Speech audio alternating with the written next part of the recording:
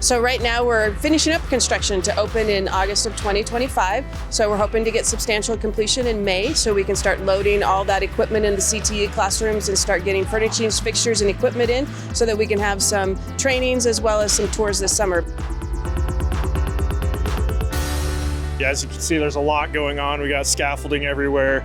There's a little bit of interior finishes. We have some new drywall, some new metal stud framing. For the most part, we're trying to get the building closed in for the winter ahead. We can get heat running, and it'll really expedite the process and make sure we can get this thing done on time.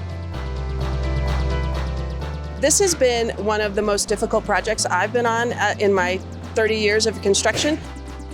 With the rebuild of some of the classrooms and demoing down to studs and then putting a new building in the middle, thinking about the ADA process and how students would move around the campus and that, and also trying to provide those flexible spaces for students so that they can have a different learning experience.